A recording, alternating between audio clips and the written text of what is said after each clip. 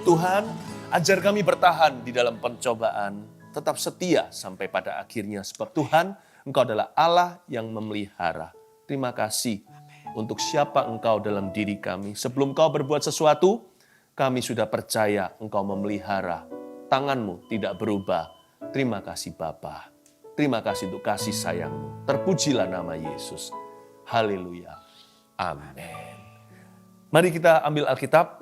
Kita baca cerita Elia. Saya mau kasih judul tema, bertahan di sana. Ya, banyak kita sedang di dalam pencobaan. Tetap bertahan di situ.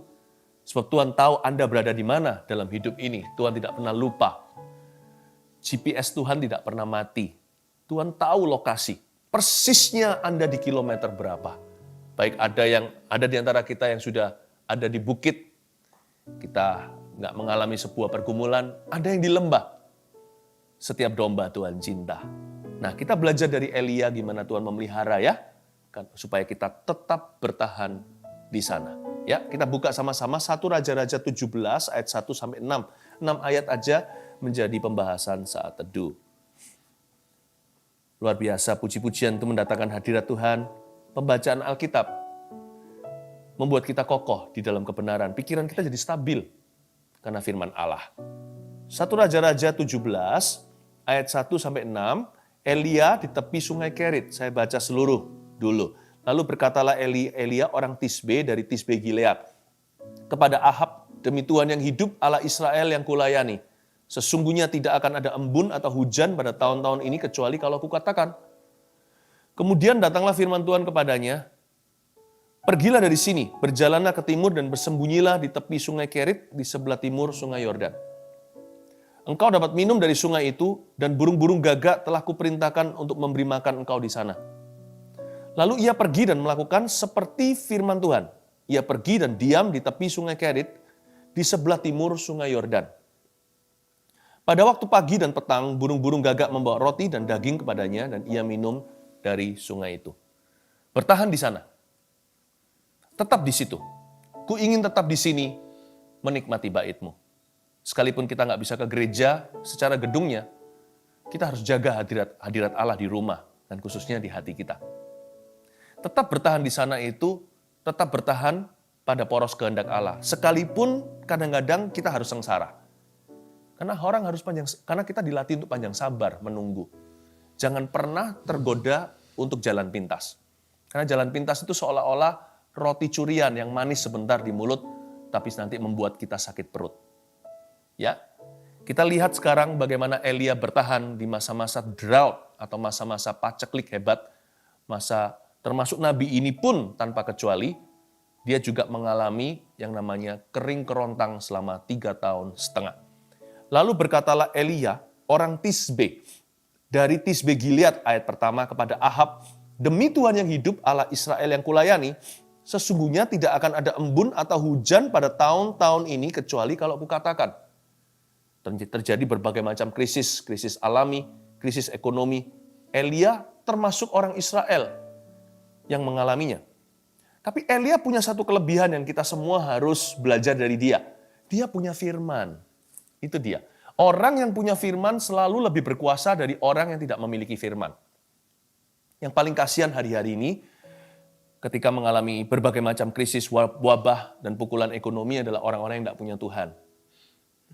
Kalau orang punya harta, punya uang, katakanlah mereka bisa bangga sebentar, tapi tidak menjadi garansi jaminan bahwa hati mereka tidak dirudung ketakutan.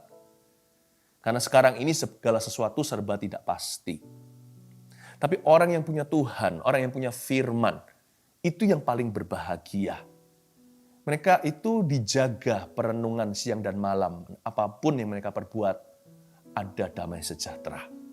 Elia ini dibanding sama Ahab. Ahab itu raja yang berkuasa. Dia punya segalanya. He had power. Dia punya orang, punya kuasa. Dia punya uang. Rakyat sengsara, dia di istana. Tapi cerita ini semuanya tentang Elia. Karena Tuhan absen dalam hidup Ahab. Tapi Tuhan itu aktif bekerja di dalam diri orang yang ditemukan firman-Nya. Elia adalah orang tersebut. Tuhan itu campur tangan di dalam kehidupannya. Elia orang Tisbe dibanding dengan Ahab, dia bukan apa-apa, dia rakyat jelata. Tapi Tuhan berada di sisi mana, kita sangat jelas sekali lewat ayat-ayat ini. Ya, pastikan kalau Tuhan beserta dengan Anda.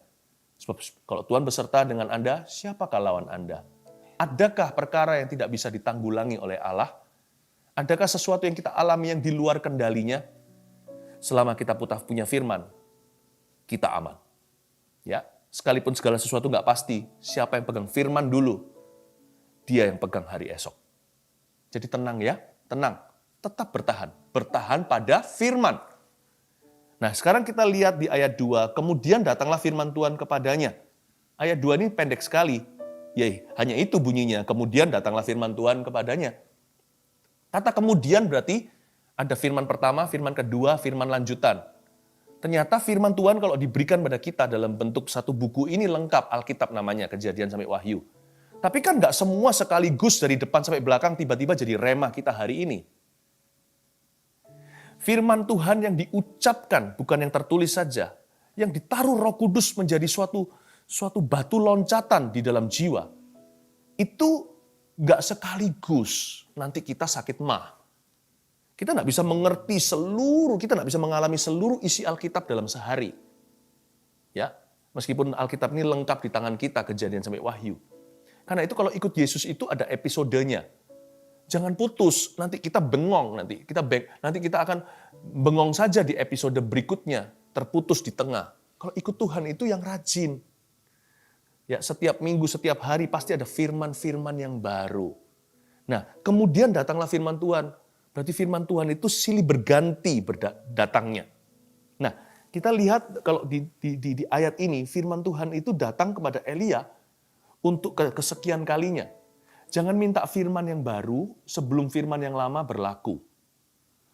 Karena itu kalau Tuhan sekarang berkata kepada Anda bersyukur, kita berkata apa ini berguna untuk situasi yang kuhadapi. Jangan memaksa Tuhan, jangan demand, jangan menuntut untuk firman yang handsome, yang ganteng rasanya, yang cakep didengar untuk kita, untuk kondisi kita sekarang. Kayaknya sekarang saya dalam penjara. Kenapa Tuhan tidak memberi saya firman kuasa? Kok firmannya adalah bersyukur atau mensyukuri apa yang ada? Apa-apaan nih? Aku mau firman yang sensasional, yang bisa sekejap buat aku keluar dari pergumulan. Jangan pernah remehkan firman. Sebelum kata kemudian ada firman sebelumnya. Sebelum Elia mengalami pemeliharaan, ada firman sebelum itu yang dia taati lebih dahulu. Kalau Tuhan berkata bersyukur, jangan remehkan. Karena firman itu akan berkesinambungan ke episode berikutnya. Itu mungkin mujizat Anda. Jangan pernah pilih-pilih rema. Tuhan bicara apa sekarang, lakukan. Kemudian mujizat Anda. Cerita ini kan ayat 2 ini transisi. Ayat berikutnya destinasi. Gagak datang memberi roti dan daging pula. Tapi kan ada kata kemudian, berarti ada sebelumnya. Jangan remehkan.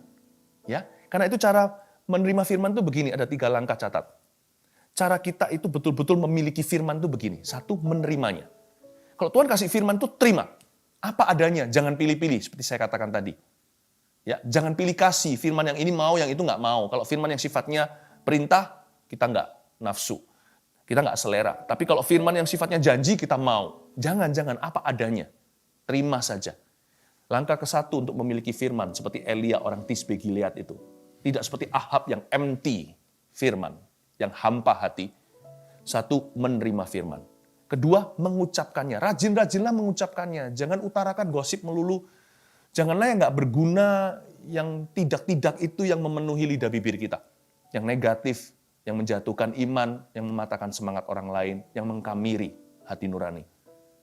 Setelah kita terima firman, rajin ucapkan. Yang 3, melakukan. Itu yang penting. This will seal the deal. Inilah materai daripada firman yang kita terima di langkah pertama. Ketika kita melakukan, itu sah. 1, menerimanya. 2, mengucapkannya. 3, melakukannya. Jadilah seperti Elia, orang Tisbe Gilead itu. Tidak seperti Ahab yang tidak menghargai firman Allah. Supaya kuasa Tuhan berlaku atas Anda. Kemudian ketika firman Tuhan berikutnya datang, wow, terjadi sesuatu. Ya, manusia sih kepinginnya kalau bisa tahu segalanya. Kita ini agak sedikit kurang mengerti jalan Tuhan. Kenapa? Kita maunya itu gini loh. Kasih saya firman dari A sampai Z. Kalau bisa itu kita nonton episode 16 episode katakan, atau 60 episode. Saya maunya langsung belum apa-apa, langsung lihat episode terakhir. Kalau kita lihat episode terakhir nanti, ada banyak blessing yang missing. Kalau kita lihat langsung episode terakhir, mungkin beberapa orang akan ketakutan. Karena terlalu besar dan tidak masuk akal. Tuhan itu bijaksana, tidak memberitahu kita segala sesuatu hari ini. Tuhan itu memberitahu kepada kita itu step by step, heart to heart. Selangkah demi selangkah, satu persatu. Sebelum Tuhan tunjukkan sorga, Tuhan tunjukkan pada kita dulu anak tangganya satu persatu di depan kita. Ya, karena itu jangan terburu-buru, hati itu harus sabar. Ya, karena firman itu bertahap datangnya. Meskipun Alkitab ini lengkap. Belajar dengar-dengaran dengan Roh Kudus. Kemudian mujizatmu akan tiba yang lama telah kau tunggu. Ayat yang ketiga, pergilah dari sini. Ini firman Tuhan pada Elia, yang ini firman mujizat. Pergi dari sini, berjalanlah ke timur, dan bersembunyilah di tepi sungai Kerit, di sebelah timur sungai Yordan. Engkau dapat minum dari sungai itu, dan burung-burung gagak telah kuperintahkan untuk memberi makan engkau di sana. Jangan salah alamat ya, Tuhan suruh Elia ke sungai Kerit. Satu-satunya disebut di Alkitab ya di sini, Kerit ini. Yang populer, favorit semua orang itu sungai Yordan.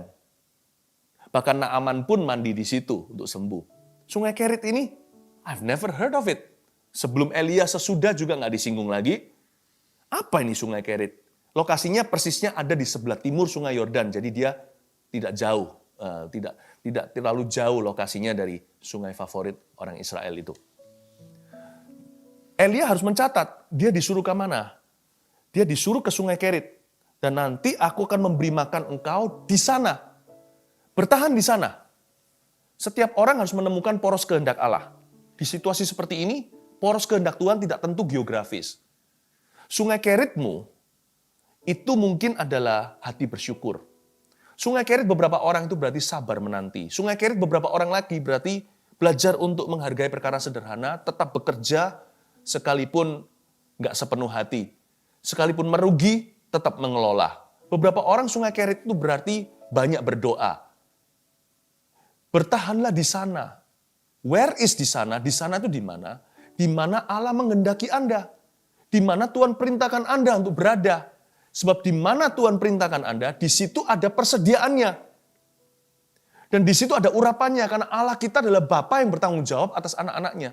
Dia juga adalah Tuhan atau majikan yang sangat responsibel untuk workers atau untuk hamba-hambanya. Tuhan suruh Elia, kamu pergi ke sana ya, sungai Kerit. Kalau Elia bandel atau bersandar dengan pengertiannya sendiri atau membantah, dia bisa berakhir di sungai Yordan loh. Kenapa Kerit Tuhan? Yordan itu loh, yang di sebelah barat itu jauh lebih promising, lebih menjanjikan. Bisa-bisa cerita ini berakhir beda kalau Elia tidak taat. Maka Elia mati kelaparan di sana, tidak ada gagak yang datang. Airnya pun tidak memberi minum. Bisa-bisa Elia kecewa sama Tuhan. Kenapa engkau tidak pelihara? Bukankah aku nabimu? Tuhan tidak pernah berkata dia akan mengutus gagak ke Elia. Tuhan mengutus gagak itu ke sungai Kerit kepada kehendak Allah. Allah tidak harus memelihara kita. Allah memelihara orang yang memelihara janjinya. Allah memelihara orang yang memelihara firman-Nya. God doesn't have to bless me. He blesses His word. Tuhan tidak harus memberkati saya. Tuhan memberkati firman-Nya. Karena itu Yesus berkata, jikalau firman-Ku hidup di dalam kamu dan kamu di dalam firman-Ku, bertahanlah di situ. Mintalah apa saja. Aku akan memberikan padamu. Ayat itu jangan dicomot, diambil di luar konteksnya. Dibuang bagian firman-Nya. Langsung lompat ke episode terakhir berkata, mintalah apa saja. Nanti memanipulasi Allah. Ayat itu nggak pernah berkata, minta apa saja, Tuhan memberikan. Ayat itu pertama-tama berkata, jikalau firman di dalam dirimu, kamu di dalam firman-Ku, mintalah apa saja, niscaya diberikan. Tolong jangan diceraikan dari substance atau dari wujud, dari intisari firman Allah itu. Tuhan memberkati firman-Nya.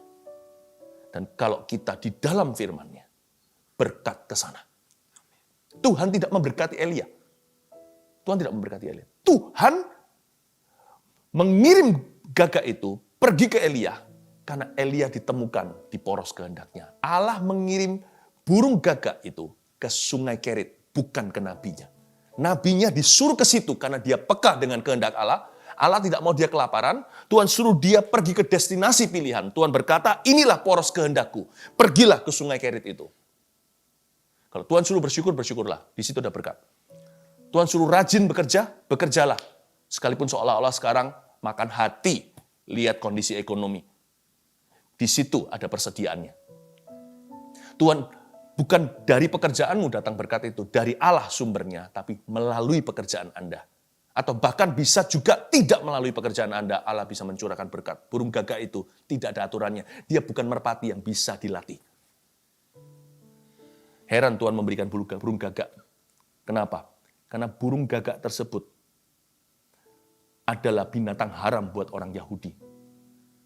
Jadi, cara Tuhan memberkati dan memelihara Elia, itu bukan cuma di luar dugaan, tapi nggak masuk ke aturannya dia.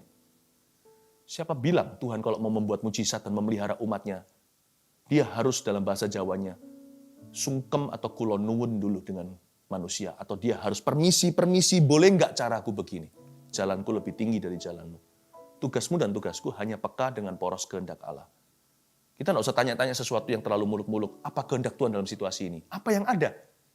Bersyukur atau mengeluh? Bersyukur. Mengasihi atau membenci? Mengasihi. Di sanalah Tuhan telah perintahkan Anda berada. Bertahanlah di situ. Ya kan?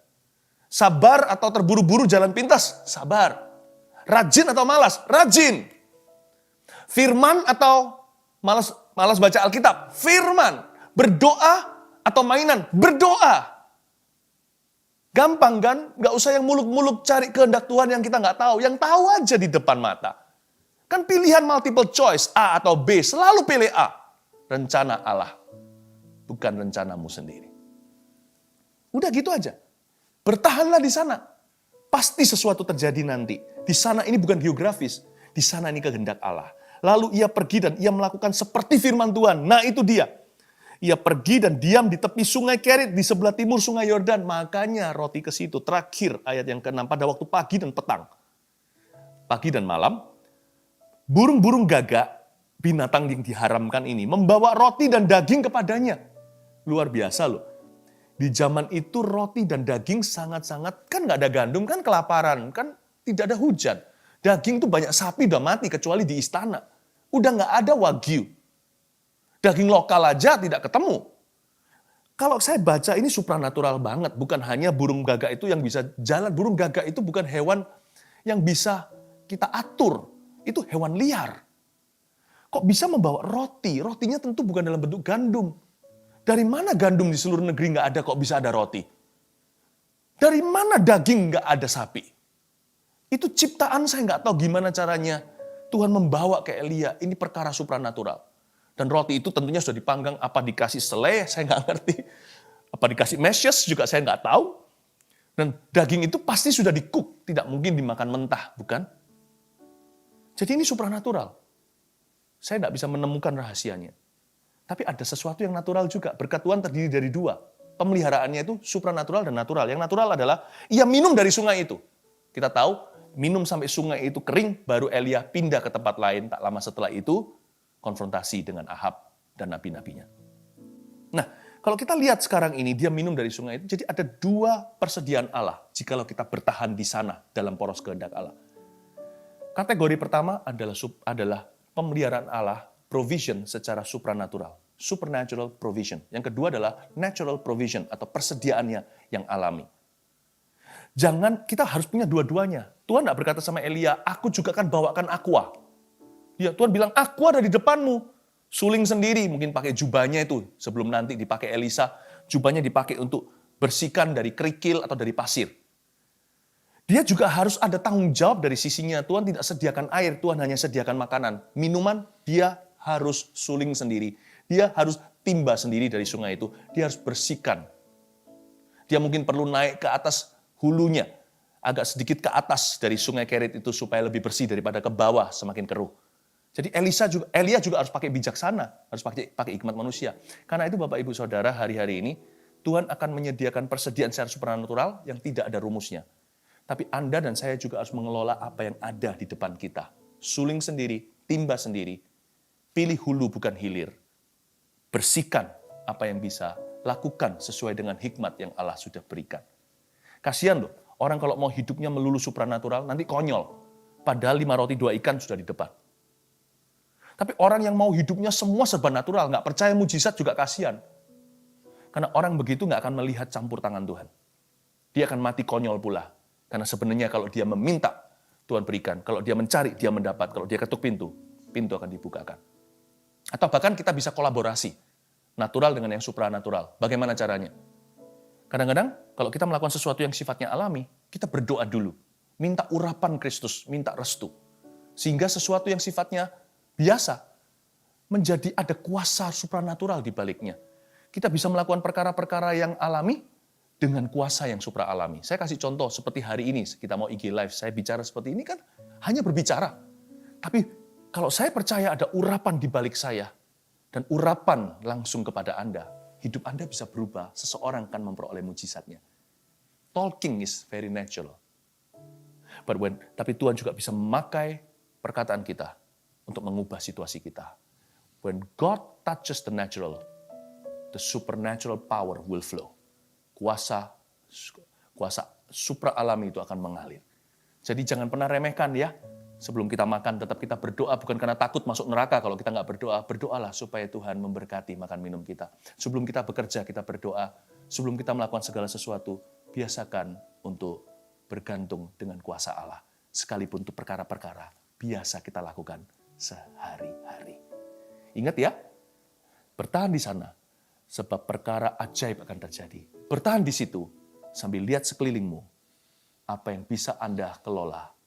Sekalipun hal itu alami, itu pun adalah persediaan Tuhan atas kehidupan Anda. Syukuri dulu. Lalu setelah itu, manfaatkan dengan benar. Amin. Bertahan di sana. Di poros kehendak Allah. Tetap di sini. Dalam hadiratnya. Sebab Tuhan belum selesai bekerja. Hai Elia, siap-siap untuk mendapatkan visitasi ilahi. Gagak-gagak Tuhan akan mulai berdatangan ke rumah-rumah Anda. Dalam bentuk pertolongan, kesempatan, koneksi ilahi, orang-orang yang Tuhan utus, bahkan kejadian-kejadian heran. Tuhan akan mulai mengutusnya ke rumah-rumahmu setelah doa hari ini. Bahkan ada perkara-perkara yang sifatnya biasa. Tapi jangan remehkan, itu pun persediaan Allah. Nanti Anda akan mulai lihat kebetulan-kebetulan yang terlalu kelihatannya nampak seperti kesengajaan dari Tuhan. Anda tidak akan melihat kebetulan dengan cara pandang yang sama lagi. Kebetulan adalah mujizat yang Tuhan lakukan tanpa membubuhkan tanda tangan. Siaplah menerima paket-paket ini dari Tuhan Yesus mulai hari ini. God bless your family. Tetap di sini dalam hadirat Tuhan. Tetap menyembah dan memuji Tuhan. Tetap rindu akan firman-Nya. Haleluya. Sinar kemuliaan-Mu Bapa memenuhi sekelilingku. Ku rasakan hadirat-Mu. Kau tenggelamkan jiwaku, ku ingin tetap tinggal bersamamu. Sinar kemuliaan, sinar kemuliaan-Mu Bapa memenuhi sekelilingku. Rasakan hadirat-Mu, Kau tenggelamkan jiwaku. Ku ingin tetap tinggal bersamamu. Aku akan bertahan di sana dalam kerinduan kepada Tuhan. Ku ingin tetap di sini,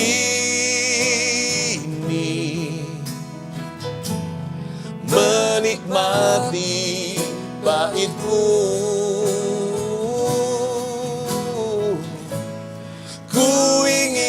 tetap di sini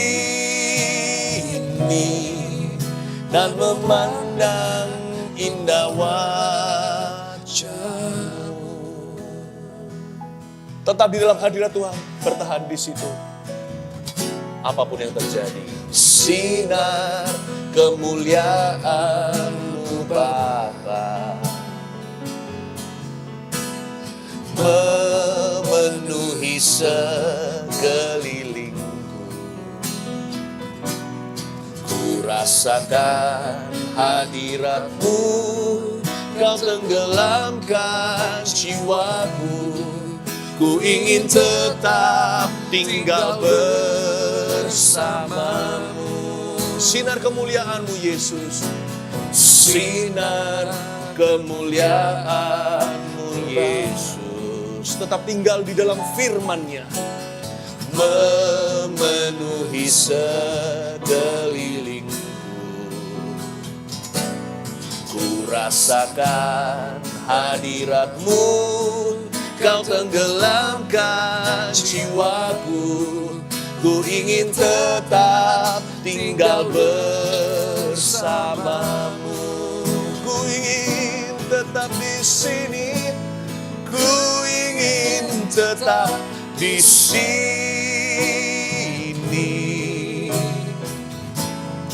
menikmati bait-Mu. Ku ingin tetap di sini dan memandang indah wajah-Mu. Tetap dalam kesetiaan dan ketaatan, tetap di sini bersama dengan Tuhan. Ku ingin tetap di sini, menikmati bait-Mu. Ku ingin tetap di sini dan memandang indah wajah-Mu.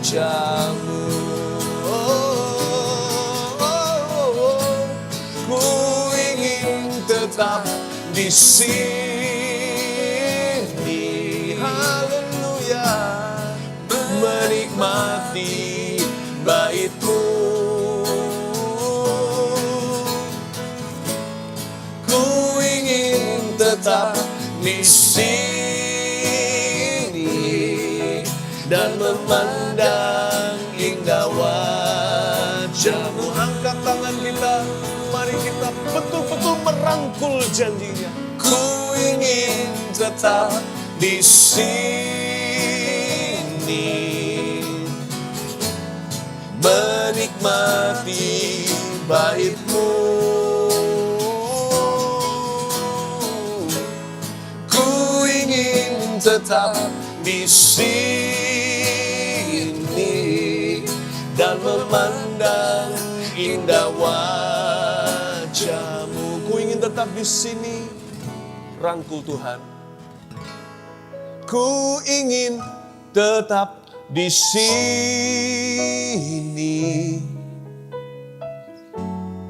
menikmati bait-Mu.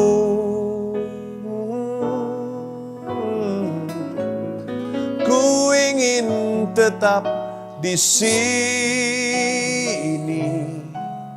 dan memandang indah wajah-Mu.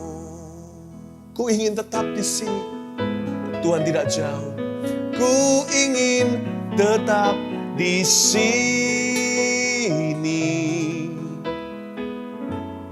menikmati bait-Mu, Yesus. Ku ingin tetap di sini dan memandang indah wajah-Mu.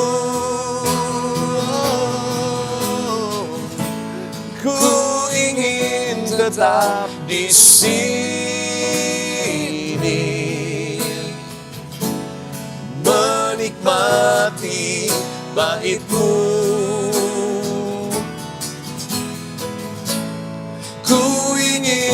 tetap di sini dan memandang indah wajahmu dan memandangmu dan memandang indah wajahmu dan memandang indah wajahmu.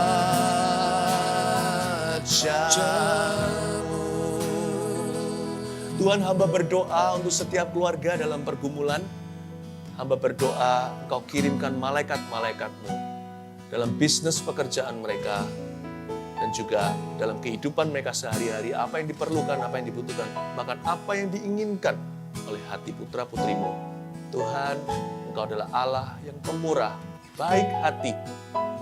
Tuhan, Kau mulia. Kirimkan gagak-gagakmu ya Tuhan Yesus kepada setiap family. Every home, there is a designated blessing. Ada berkat yang khusus ditujukan ke situ. Terima kasih Tuhan, dengan iman aku melihat Yehovah Jireh mengetuk pintu. Terima kasih Tuhan. Dan hamba berdoa untuk setiap keluarga, ya Tuhan Kau jauhkan dari mara bahaya, wabah, dari semua ya Tuhan Yesus yang di luar rancangan Allah. Dan hamba berdoa untuk setiap family, setiap anggota keluarga yang terkasih yang belum di dalam Kristus. Hari-hari ini mereka akan mengenal Tuhan secara pribadi dan mengalami kebaikan-Mu. Terima kasih Yesus, terpujilah nama-Mu. Dalam nama Yesus. Amin.